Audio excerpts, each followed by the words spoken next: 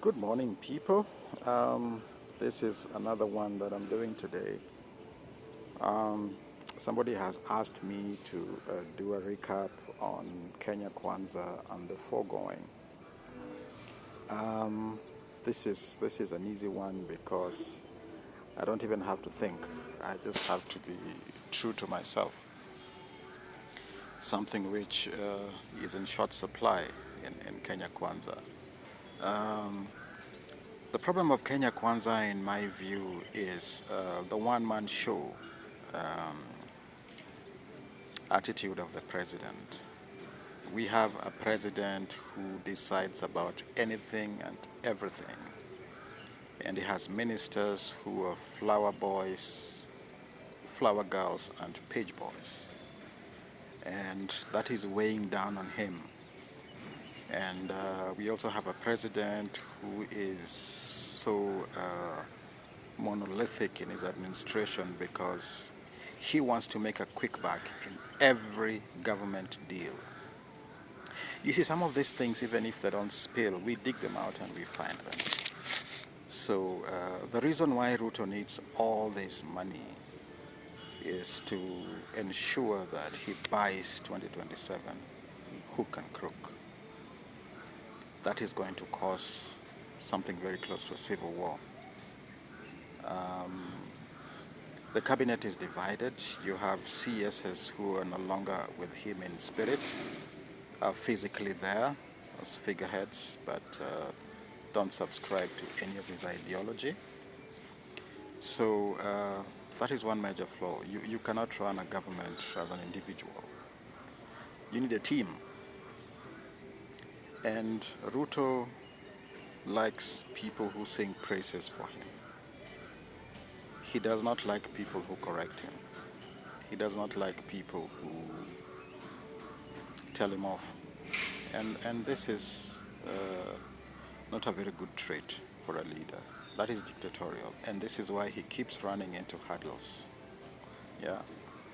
So locally, I think the president is his biggest enemy. Yeah. He dug this grave himself. He fought so hard to be president through his career. But probably he did not take so much time to understand what it means to be president. I am convinced that Ruto is amassing wealth to rival the Kenyattas. That way he thinks he can fulcrum political power with Uhuru stroke Mama Ngina. Will he survive that long? It's a question for Kenyans to answer. Does he have the national numbers behind him? The answer is no. He has a few sycophants that he bankrolls, and he has sycophants of negligible national political influence like Oscar Tsudi and Gladys Boss-Chollet. Those are people who cannot galvanize the vote outside their constituencies. So there is also the tendency by State House to spin any and everything. You see, in this day and age, it is not easy to spin some of these public affairs. Yeah, you have techies all over the place. You have the Gen Zs who can dig up anything in 5 minutes and they find it. So you have seen the reducing influence of Dennis Itumbi and his crew. Ruto installed them in State House to run the propaganda machine of government. That is not working anymore. It's falling flat. It's like the Cambridge Analytica and TNA. So basing an administration on lies is hurting the president, and Ruto is hurting himself. A very common one that I love citing is about the 500 million shillings that he paid for Kenya to host the Grammys. He contradicted Itumbi in public. Itumbi didn't want to lie. but the president pushed it and lied. And if you looked at Itumbi's body language, he was actually shocked at what the president was saying because he knew that was not true. So the president is hurting himself. He cannot help it. And he is the captain of a sinking ship. I don't say this because I don't support UDA. I'm saying this because I want to tell the president the truth. Almost all his pillar policies are not working. The affordable housing has been unearthed. The scam behind it has been unearthed. He is actually the sole supplier of cement, mabati, iron bars through Devki, and that is why he gave Devki a lot of airtime and leverage. SHA is not working because of the chief underwriter being Amaco Insurance. Amaco belongs to the president. So with all these mega deals are run through the president and he gets his own cut before everything else, then that messes the whole thing. What he doesn't know is that people can trail it. And his kitchen cabinet is also split. So he has all these sycophants who will sync with him in theory. But in practical, I think they will hang him to dry when the time comes. So what is the future for President Ruto? Before I come to his future, on the international scene, he's goofing big time because of his lack of international experience and his inability to be teachable. Ruto is a know-it-all. You don't teach him anything. He teaches everybody, even if he teaches from a point of ignorance. He has a convoluted bunch of advisors. There are very many. I don't know who he listens to. He's confused by all manner of advice he gets, if at all he gets any, and takes it. So there is a problem. The State House is overly populated.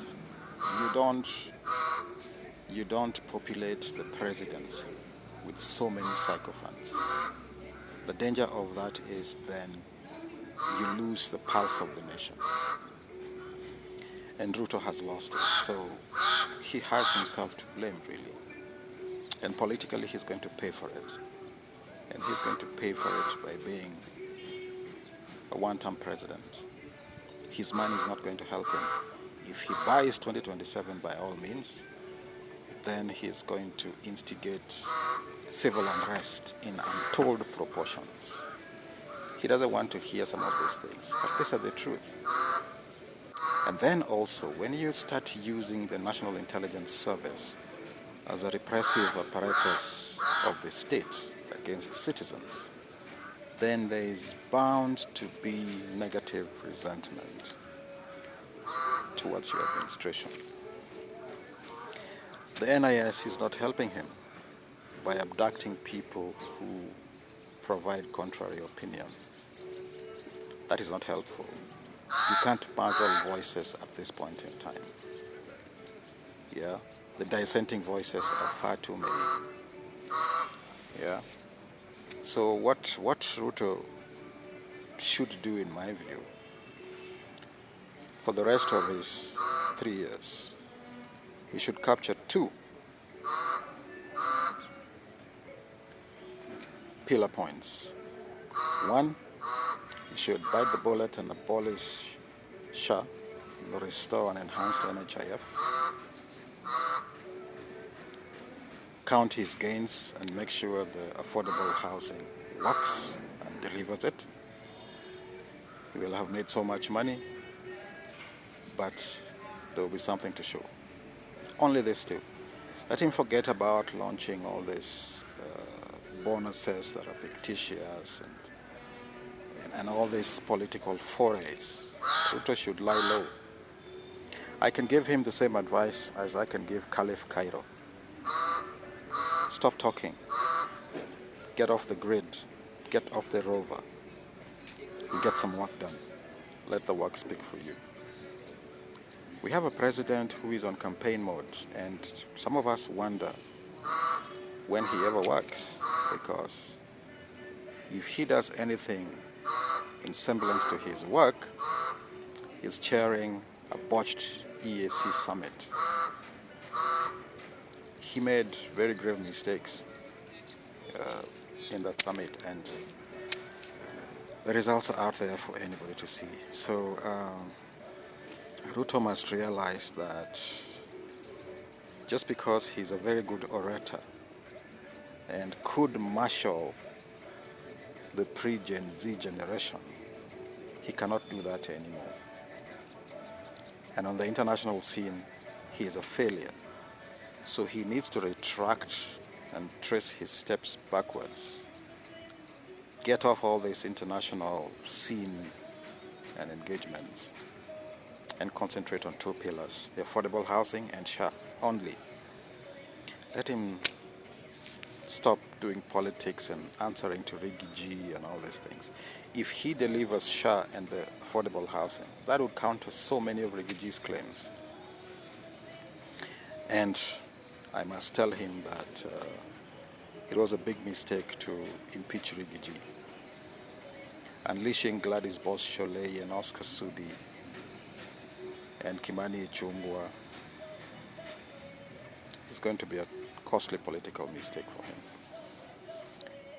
He's digging his grave. The time to jump into that grave will come. Thank you.